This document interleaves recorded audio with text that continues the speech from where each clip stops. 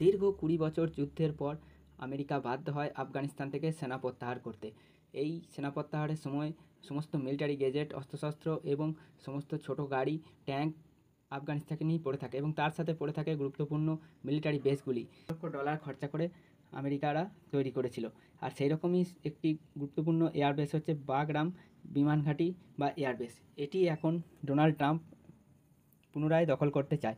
পুরো আফগানিস্তান দখল করতে আর চায় না, তারা চায় যে শুধুমাত্র এই বাগরাম এয়ারবেসটি দখল করতে এবং নিজেদের দখলে আনতে। ট্রাম্প নিজে 2021 সালে যা প্রত্যাহার করে নিয়েছিল হোয়াইট হাউস, তা নিয়ে পূর্বতন জো বাইডেনের প্রশাসনের সমালোচনা করেন ডোনাল্ড ট্রাম্প এবং তিনি জানিয়েছেন যে সেই সময় তিনি ক্ষমতা থাকলে সেনা প্রত্যাহার করলেও বাগরাম এয়ারবেসের নিয়ন্ত্রণ কখনোই আলগা হতে দিতেন না।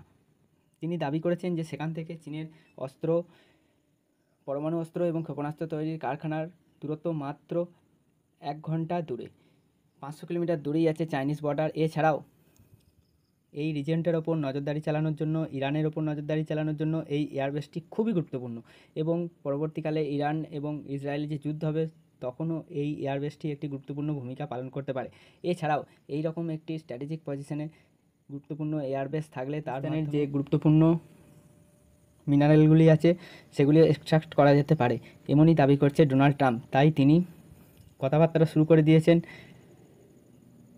আফগান তালিবানি সরকারের সাথে, যদিও তালিবান সরকার কোনো মতেই এই এয়ারবেসটি ডোনাল্ড ট্রাম্পের হাতে তুলে দিতে রাজি নয়।